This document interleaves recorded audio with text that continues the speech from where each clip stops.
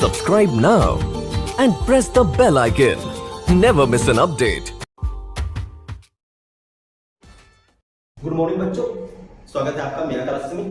बच्चों आज हम लोग इस वीडियो में क्लास 12th के फिजिक्स का एक बहुत ही इंपॉर्टेंट टॉपिक शुरू करेंगे, एप्लीकेशन ऑफ बायो-सावर्ट लॉ। इसका तीसरा एप्लीकेशन आज हम लोग देखेंगे इस वीडियो में, magnetic field at the axis of a circular current carrying lobe और कॉइल। यानी किसी वृत्ताकार कुंडली की अक्ष पर चुंबकीय क्षेत्र का मान कितना होगा। इसके पहले देखिए दोस्तों, हम लोग एक वृत्ताकार कुंडली के केंद्र पर चुंबकीय क्षेत्र का मान कितना होता है वो निकाल चुके हैं, या फिर सीधे धारावाही तार के कारण कितना चुंबकीय क्षेत्र उत्पन्न होता है ये हम लोग निकाल लिए। आज हम लोग एक नया केस लेकर के आए हैं, वृत्ताकार कुंडली की अक्ष पर चुंबकीय क्षेत्र। अब यहाँ पर ध्यान दीजिएगा, देखिए अगर हम लोग बात करें वृत्ताकार कुंडली के केंद्र पर, जैसे देखिए मान लीजिए कि ये देखिए एक वृत्ताकार लूप है, वृत्ताकार करंट कैरिंग लूप है, तो ये जो पॉइंट होगा ये इसका सेंटर होगा और इस सेंटर पर चुंबकीय क्षेत्र का मान होता है म्यू नोट I बटा 2R। ये हम लोग निकाल चुके हैं, सीधे धारावाही तार के कारण भी हम लोग निकाल चुके हैं म्यू नोट N I बटा 2πr। आज हम लोग निकालेंगे ये जो वृत्ताकार लूप आप देख रहे हैं, इसके कारण इसके एक्सिस पर चुंबकीय क्षेत्र का मान। अब समझिएगा, ये जो वृत्ताकार कुंडली है ये बीच का पॉइंट इसका सेंटर होगा, केंद्र होगा, और यहाँ से अगर हम एक लाइन खींचे वो लाइन कहलाएगा एक्सिस। ठीक है, जैसे देखिए ये पूरा का पूरा सर्कुलर लूप है और ये इसका सेंटर है। अब इस सेंटर से ये जो ऐसा एक लाइन खींचेंगे, ये पूरा लाइन आपका क्या कहलाएगा, ये पूरा लाइन आपका कहलाएगा एक्सिस। ये लाइन आप कहीं से भी खींच सकते हैं, लेकिन एक बात ध्यान रखना है कि वो लाइन सेंटर से होता हुआ जाना चाहिए। सेंटर के आप दोनों तरफ भी खींच सकते हैं, आप चाहे तो केवल एक ही ओर खींच सकते हैं। तो ये लाइन आपका एक्सिस है और उसी एक्सिस पर क्या निकालना है, चुंबकीय क्षेत्र का मान। अब ध्यान दीजिएगा, अगर हम इस लाइन को बोर्ड पर खींचने जाते हैं तो चूंकि देखिए ये सर्कुलर लूप ऐसा है, ये इसका सेंटर है और यहाँ ये आपका एक्सिस है, तो बोर्ड पर तो ऐसा लाइन खींचा नहीं सकता है। तो हम लोग क्या करेंगे कि ये जो सर्कुलर लूप है उस लूप को हम लोग इस डिजाइन बनाएंगे ऐसा, और यहाँ से हम इस बोर्ड पर एक्सिस खींच सकते हैं। ठीक है, तो अब ध्यान दीजिएगा, एक वृत्ताकार धारावाही लूप हम लोग बना लेते हैं। इसका सेंटर मान लेते हैं O है और इसका त्रिज्या A है। ठीक है, उसके बाद ये लाइन जो है ये पूरा एक्सिस है, इस एक्सिस को आप एक्स एक्सिस मान सकते हैं, एक्स अक्ष। ठीक है, अब देखिए मान लीजिए कि ये जो सर्कुलर लूप दिया हुआ है, इस सर्कुलर लूप में देखिए ये सर्कुलर लूप वास्तव में ऐसा है, इसको हम लोग बोर्ड पे इस रूप में बनाए हैं। इसमें देखिए मान लीजिए कि करंट इस प्रकार से प्रवाहित हो रहा है, इस प्रकार से। ठीक है, तो करंट देखिए इस रूप में प्रवाहित हो रहा है, तो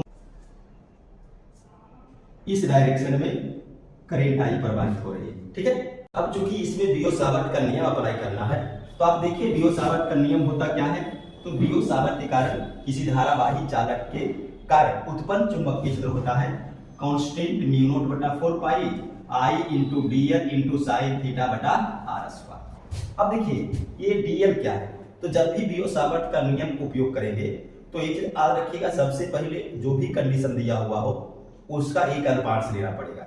तो यहाँ पर देखिए कंडीशन क्या है, एक धारावाही वृत्ताकार लूप, तो इसका एक अल्पांश हम लोग लेते हैं। तो ध्यान दीजिएगा, मान लीजिए कि यहाँ पर एक अल्पांश हम लोग लेते हैं, इस अल्पांश की लंबाई है dl और ये C बिंदु पर उपस्थित है। अब देखिए मान लीजिए कि इस अल्पांश के कारण, क्योंकि हमको निकालना कहाँ है, अक्ष पर, तो मान लीजिए कि केंद्र O से x दूरी पर अक्ष पर यहाँ पर एक P बिंदु है और इस अल्पांश के कारण इस P बिंदु पर कितना चुंबकीय क्षेत्र उत्पन्न होगा ये हम लोग को ज्ञात कर लेना है। तो अल्पांश के कारण मान लीजिए चुंबकीय क्षेत्र dv उत्पन्न हुआ है। अब ध्यान दीजिएगा, दूसरा इसमें देखिए dl का तो हो गया, दूसरा क्या है देखिए साइन थीटा और r स्क्वायर पर ध्यान दीजिएगा। r स्क्वायर और साइन थीटा अल्पांश और P बिंदु को मिलाने वाली रेखा के बीच का कोण, अल्पांश और P बिंदु के बीच की दूरी का वर्ग। यानी अगर हम अल्पांश और P बिंदु को मिला देते हैं, चलिए इस P बिंदु को यहां कर लेते हैं। ठीक है, तो ये वाला दूरी को हम मान लेते हैं कि ये r है। ठीक है, और ये एंगल को ले लेते हैं एंगल अल्फा। अब यहां पर चुंबकीय क्षेत्र का मान कितना होगा, mu naught 4 I dl sin theta बटा r स्क्वायर, और उसमें भी अगर थीटा का मान रखिएगा तो देखिए याद रखिएगा ये जो I है, ये जो dl है, ये परस्पर लंबवत होता है। क्या होता है, लंबवत। अगर लंबवत होता है तो थीटा का मान 90 डिग्री होगा। तो अगर इसमें हम 90 रखेंगे तो dv इक्वल टू हो जाएगा म्यू नॉट बटा 4 I dl बटा r स्क्वायर। तो इस बिंदु पर इस अल्पांश के कारण इतना चुंबकीय क्षेत्र उत्पन्न होगा। इसका दिशा हम कैसे निकालेंगे? तो आप कीजिए चुंबकीय क्षेत्र का दिशा के लिए राइट हैंड यूज करेंगे, दक्षिण हस्त का नियम यूज करेंगे। तो दक्षिण हस्त नियम में है क्या? ये अंगूठा आई की ओर और ये पूरा का पूरा आपके लिए आर की दिशा में, और ये जो 4 अंगुली है वो जिधर मुड़ेगी वो होगा चुंबकीय क्षेत्र का दिशा। और ये तीनों आई, ये आर और ये जो चुंबकीय क्षेत्र की दिशा है, ये तीनों एक दूसरे पर लंबवत होता है, ये इस प्रकार से। ठीक है, तो यहाँ पर देखिए ये जो कॉइल है इसमें करंट देखिए इस प्रकार से प्रवाहित हो रहा है। ये जो कॉइल है इसमें करंट देखिए इस प्रकार से प्रवाहित हो रहा है। तो यहाँ जो सी बिंदु है उस पर करंट कहाँ है? बाहर की ओर। तो यहाँ सी बिंदु पर ये जो करंट है उसका अंगूठा इधर रखेंगे बाहर की ओर, और ये हमारा आर हो गया। देखिए, और इसको अगर हम मोड़ेंगे लंबवत तो यहाँ पर देखिए चुंबकीय क्षेत्र की दिशा इस प्रकार से चली जाएगी। तो ये हो गया चुंबकीय क्षेत्र डी। ठीक है, लंबवत कुछ नाम लीजिए, पी से ई की ओर। उसके बाद इसी प्रकार से एक और अल्पांश का कल्पना हम लोग ठीक इसके नीचे कर लेते हैं, और इस अल्पांश का लंबाई भी सेम रखते हैं डीएल वेक्टर, और इस बिंदु का नाम रख देते हैं डी। अब ये वाला अल्पांश के कारण पी बिंदु पर चुंबकीय क्षेत्र उत्पन्न कितना होगा देख लेते हैं। अच्छा, सबसे पहले क्या करते हैं कि हम ये इस लाइन को मिलाते हैं, और ये वाला दूरी भी मान लेते हैं, और ये वाला एंगल भी मान लेते हैं अल्फा। सब कुछ सेम ही रखते हैं। अब देखिए इसके कारण उत्पन्न चुंबकीय क्षेत्र का मान वही रहेगा, क्योंकि सब कुछ तो वही है। Constant I dl sine theta फिर 90 डिग्री का बनेगा।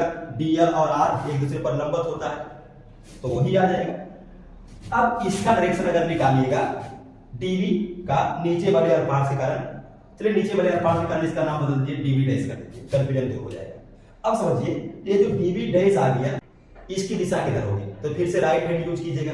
तो दाहिना हाथ का नियम में अंगूठा आई की ओर, ये हथेली आर की ओर, और 4 अंगुली जिधर मुड़ेगा वो चुंबकीय क्षेत्र का दिशा। तो देखते हैं, क्योंकि देखिए यहाँ पर जो आई था वो बाहर निकल रहा था, तो ऐसे करके आएगा, तो यहाँ पर आई किधर चला जाएगा? अंदर की ओर। तो ये अंगूठा अंदर की ओर रखेंगे, ये पूरा आर की दिशा में, और इसको मोड़ेंगे तो ये देखिए आपका चुंबकीय क्षेत्र की दिशा, ये इस प्रकार से लंबवत, ये डीवी डैश की ओर। अब देखिए ये चुंबकीय क्षेत्र डीवी वेक्टर, ये डीवी वेक्टर डैश, ये तो केवल हम लोग परिमाण लिए हैं। दिशा देखिए इधर हो गया पी एफ की ओर, इसका दिशा पी की ओर। चुंबकीय क्षेत्र सदिश राशि है, इसमें परिमाण प्रतिशत होगा। अब अगर ये चुंबकीय क्षेत्र है, सदिश राशि है, तो इसको हम 2 कंपोनेंट में तोड़ भी सकते हैं। तो चलिए इसको 2 कंपोनेंट में तोड़ने के लिए यहाँ पर एक एक्सिस का कल्पना कर लीजिए कि चलिए ये बाई और ये बाई डैश एक्सिस है, और अगर ये अल्फा कोण है, ये भी अल्फा होगा, ये भी एंगल अल्फा ही होगा, और ये वाला एंगल भी अल्फा होगा। अब अगर ये एंगल अल्फा है तो आप कीजिएगा सदिश राशि को अगर तोड़ेंगे तो जिधर एंगल होगा उधर परिमाण के साथ कॉस एंगल लीजिएगा, और उसके दूसरे तरफ परिमाण के साथ साइन एंगल लीजिएगा। इसमें वही कीजिएगा, परिमाण कितना हो जाएगा? Dv dash angle cos angle, और इधर dv dash sine angle alpha. तो ये सारा पैरामीटर आपका हो गया किसी वृत्ताकार धारावाही कुंडली के अक्ष पर चुंबकीय क्षेत्र निकालने के। फिर से एक बार शुरू से समझ लीजिएगा। माना कि O केंद्र और A त्रिज्या वाला एक धारावाही वृत्ताकार लूप है जिसमें I धारा प्रवाहित हो रही है। इस वृत्ताकार कुंडली के अक्ष पर केंद्र O से x दूरी पर P कोई बिंदु है जहां पर हमको चुंबकीय क्षेत्र का मान ज्ञात करना है। ठीक, अब इसके एक अल्पांश dl C बिंदु पर और एक अल्पांश dl D बिंदु पर, मिला जुला कर कहने तो इसमें 2 अल्पांश पर विचार किया जाता है, एक C बिंदु पर और एक D बिंदु पर। इन दोनों अल्पांश के कारण P बिंदु पर जो उत्पन्न चुंबकीय क्षेत्र है dv और dv डैश, दोनों का परिमाण अभी हम लोग निकाल लेंगे, और इसका दिशा किधर है वो हम लोग दक्षिण हस्त नियम से निकाल चुके हैं। फिर dv डैश को और dv को जब 2 भाग में बांटते हैं तो एक dv cos alpha, dv sin alpha, dv dash cos alpha, dv sin alpha प्राप्त होता है। अब आइए ये जो dv वेक्टर है या dv डैश वेक्टर है इसका परिमाण कितना होगा? दिशा तो हम लोग निकाल ही लिए हैं, राइट हैंड रूल निकाल के, तो देखते हैं। चूंकि देखिए अगर हम लोग C बिंदु पर जो अल्पांश है dl के कारण P बिंदु पर चुंबकीय क्षेत्र निकाले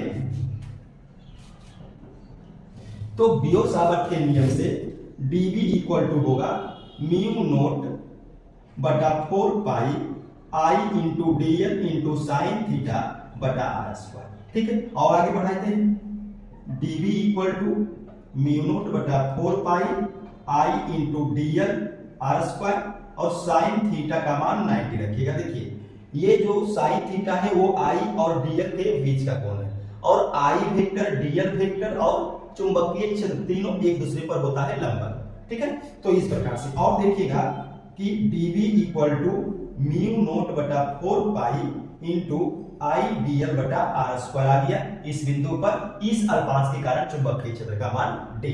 और इसका दिशा अगर लिखिएगा तो हम यहाँ पर नोट कर लेते हैं, तथा इसकी दिशा किधर है, तो इसकी दिशा देखिए P से E वेक्टर की ओर है, P से E वेक्टर की ओर। ठीक है, तो ये तो निकल गया अल्पांश dl के कारण, और कौन से अल्पांश जो C पर है, उसी प्रकार से एक अल्पांश D पर भी है, इसके कारण भी निकाल लेते हैं। तो इसी तरह D बिंदु पर अल्पांश dl के कारण P बिंदु पर उत्पन्न चुंबकीय क्षेत्र dv डैश कर दीजिए, dv डैश केवल परिमाण को लिख रहे हैं इसलिए वेक्टर नहीं लिख रहे हैं। तो म्यू नोट बटा 4 pi I dl sine theta बटा आर स्क्वायर। अब यहां पर भी करिएगा तो dv equal to mu naught बटा 4 पाई आई डीएल बटा आर स्क्वायर ही आएगा, क्योंकि थीटा यहां पर भी 90 हो जाएगा। और इसकी दिशा किधर होगी तो भी नोट कर लीजिए, इसकी दिशा डीएल वेक्टर तथा आर वेक्टर के तल पर लंबवत पी एफ वेक्टर की ओर होगी।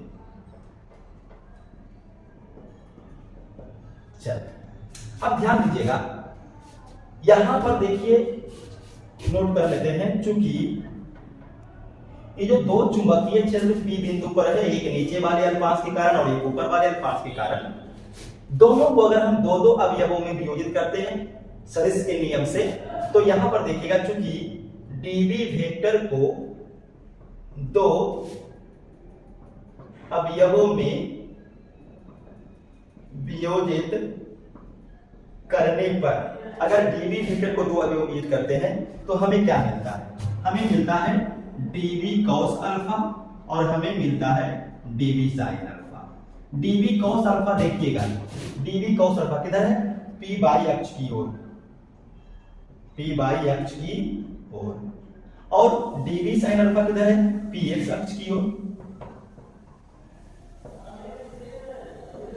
इसी प्रकार अगर dv वेक्टर डैश को दो अवयवों में बांटिएगा, dv वेक्टर डैश को दो अवयवों में वियोजित करने पर, अब देखिए dv वेक्टर डैश को दो अवयवों में करिएगा तो एक नीचे मिलेगा dv डैश cos अल्फा और एक इधर मिलेगा dv डैश sin अल्फा। ठीक है, और दिशा देखिए dv डैश cos अल्फा किधर मिल रहा है, p बाई डैश की ओर, और ये मिल रहा है px अक्ष की ओर। अब यहां पर ध्यान दीजिएगा, ये चारों जो चुंबकीय क्षेत्र आया निकल करके, इसमें dv cos alpha, dv sin alpha, dv dash cos alpha, dv dash sin alpha, इसमें आप देखिएगा ये जो dv का मान है या dv डैश का मान है दोनों बराबर है। क्योंकि देखिए ये dv डैश का मान निकाल के रखा हुआ है और ये dv का मान निकाल के रखा हुआ है, दोनों देखिए सेम है। और अगर हम इसमें देखिए dv cos अल्फा और dv डैश cos अल्फा, क्योंकि दोनों dv बराबर है और cos अल्फा भी बराबर हो जाएगा, इसका मतलब है कि ये दोनों जो चुंबकीय क्षेत्र P बिंदु पर काम कर रहा है ये परिमाण में बराबर है और दिशा में विपरीत है। इसका मतलब है कि ये दोनों चुंबकीय क्षेत्र का कोई भी इफेक्ट P बिंदु पर नहीं पड़ेगा, इसका मतलब ये दोनों निष्फल हो जाएगा। लेकिन एक एक्सिस में देखिए दोनों चुंबकीय क्षेत्र एक ही ओर है, इसका मतलब है कि ये वाला चुंबकीय क्षेत्र परिणामी चुंबकीय क्षेत्र होगा इस पूरे धारावाही वृत्ताकार कुंडली के एक्सिस पर। तो यहां पर हम नोट कर लेते हैं एक और, चूंकि dv cos अल्फा तथा dv dash cos alpha, dv cos alpha, dv dash cos alpha परिमाण में बराबर और दिशा में विपरीत है, अतः ये दोनों एक दूसरे को निष्फल कर देते हैं, निष्फल यानी कि कैंसिल कर देते हैं। और परिणामी चुंबकीय क्षेत्र किधर लगेगा, तो परिणामी चुंबकीय क्षेत्र एक्स अक्ष में होगा, एक्स अक्ष की दिशा में होगा। तो चलिए यहां तक स्क्रीनशॉट ले लीजिए। फिर परिणामी चुंबकीय क्षेत्र जो एक्स एक्सिस की ओर होगा उसका मान हम लोग निकाल लेंगे बायो साबित करने के अनुप्रयोग करके। चलिए जल्दी से यहां तक स्क्रीनशॉट ले लीजिए। अतः P बिंदु पर परिणामी चुंबकीय क्षेत्र, ये दोनों एक दूसरे को कैंसिल कर देगा। इधर परिणामी चुंबकीय क्षेत्र अगर निकालेंगे तो इंटीग्रेशन कर देंगे dv का और इंटीग्रेशन कर देंगे dv sin अल्फा का, ठीक है। और देखिए dv का इंटीग्रेशन d हो जाएगा dv। अब देखिए अभी हम लोग dv का मान निकाले थे म्यू नोट बटा 4 पाई i इंटू dl बटा r स्क्वायर और इंटू कितना है साइन अल्फा। और देखिएगा b इक्वल टू ध्यान दीजिए म्यू नोट बटा 4 पाई तो कांस्टेंट है, कांस्टेंट का इंटीग्रेशन होगा नहीं, तो इसको इंटीग्रेशन के बाहर कर दीजिए, तो म्यू नोट बटा 4 पाई बाहर। अब देखिए जो धारावाही लूप में करंट बह रहा है वो करंट का परिमाण भी वही रहेगा, तो i को भी बाहर कर लीजिए।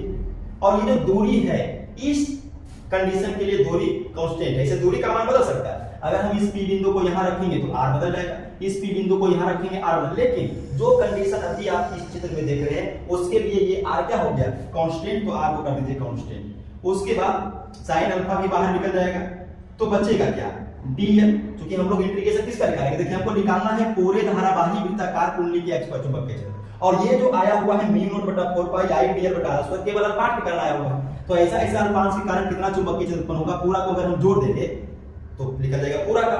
और जोड़ने का प्रक्रिया क्या है इंटीग्रेशन समाकलन, तो अगर हम dl का इंटीग्रेशन करें इसका मतलब समझ जाइए कि ये पूरे का निकल गया। तो अब कर लीजिए b equal to mu naught बटा 4 पाई i बटा r स्क्वायर के साइन अल्फा, ये देखिए अल्फा है, अल्फा के सामने का ये जो भुजा होगा ये हो जाएगा लंब, और ये समकोण के सामने हो जाएगा कर्ण, और ये नीचे आधार, ठीक है, ये त्रिकोणमिति लग गया। तो अगर हम साइन अल्फा निकालेंगे तो लंब बटा कर्ण होता है, ये बटा r हो जाएगा। उसके बाद इंटीग्रेशन dl का हो जाएगा l, और आगे बढ़ाते हैं इसको b equal to mu naught बटा 4 पाई i बटा देखिए r स्क्वायर गुणा करेंगे तो r क्यूब हो जाएगा, फिर a है, और l क्या है, l देखिए dl अल्पांश का इंटीग्रेशन करेंगे तो पूरा लंबाई है, और वृत्त का लंबाई उसका परिधि से होता है 2 पाई r, तो 2 पाई और r है त्रिज्या, लेकिन यहाँ हम त्रिज्या कितना माने हुए हैं a, तो r की जगह पर लिखेंगे a। अब इसको और हल करिए तो b equal to mu naught बटा देखिए इसको हम 2 से काट सकते हैं, और हो जाएगा mu naught i a Guna a square और बटा 2r। अब देखिए थोड़ा सा देखिए यहाँ पे चूंकि r का मान अगर आप फिर से निकालिएगा पाइथागोरस प्रमेय लगाइएगा, देखिए ये समकोण है ये कर्ण है, तो कर्ण बराबर क्या हो जाएगा लंब का स्क्वायर जोड़ आधार का स्क्वायर, यानी a का स्क्वायर जोड़ x का स्क्वायर, और ये वाला r का मान यहाँ रख दीजिएगा, तो b इक्वल टू हो जाएगा mu naught i a square 2 और r का देखिए r कितना है a square plus x square का रूट, तो a square plus x square, और रूट को हम लिख सकते हैं पावर हाफ के रूप में, तो ये तो हो गया किसका मान r का, और उसका क्यूब है तो इस पर क्यूब भी लगा दीजिए। और देखिएगा b equal to mu naught i a square बटा 2। अब देखिए पावर का पावर गुना होता है, तो 1 बटा 2 गुना 3 करेंगे तो a square plus x square पर पावर कितना हो जाएगा 3 का 3 बटा 2।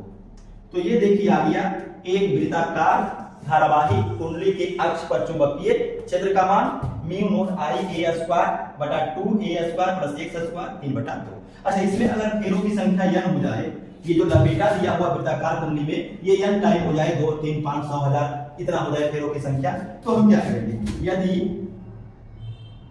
फेरों की संख्या n हो तो अब देखिए ये b इक्वल टू हो जाएगा mu naught n i a square बटा 2 a square plus x square पर पावर 3 बटा 2। फॉर्मूला वही है, केवल n टाइम गुना हो गया क्योंकि फेरों की संख्या n बढ़ गई। तो ये हो गया धारावाही वृत्ताकार कुंडली के एक्सपर्ट चुंबक के क्षेत्र का मान। अच्छा, इसमें आप स्पेशल केस भी लगा सकते हैं। देखिए स्पेशल केस, मान लीजिए कि ये P बिंदु जो है वो चला जाए केंद्र में, यहां चला है P बिंदु, तो एट द सेंटर अगर ये P बिंदु यहां चला गया तो x कितना बचा? कुछ भी नहीं, 0। तो x का मान हो गया 0। अब ये x का मान 0 आप यहां रख दीजिए, तो b equal to mu naught n i a square बटा 2 a स्क्वायर, और x का मान हो गया है 0, तो इसको मत लिखिए, और पावर 3 बटा 2। अभी क्या बता रहे थे कि पावर का पावर गुना होता है, तो 2 गुना 3 बटा 2 करें कितना बचेगा? 3 बचेगा। तो ये हो जाएगा b equal to mu naught n i a square बटा 2, और ये 2 कटेगा तो ये पर पावर 3, इसीलिए b equal to mu naught n i, ये पावर से ये कटेगा बटा 2a। ये क्या है? तो ये हो गया आपका ये त्रिज्या धारावाही वृत्ताकार लोक का। तो देखिए धारावाही वृत्ताकार कुंडली के केंद्र पर अगर पूछेगा तो म्यू नॉट n i बटा 2a आएगा, और अक्ष पर पूछेगा तो ये आएगा। तो इस प्रकार से आपका जो बियो सावर्त का एप्लीकेशन नंबर 3 था वो समाप्त हो गया।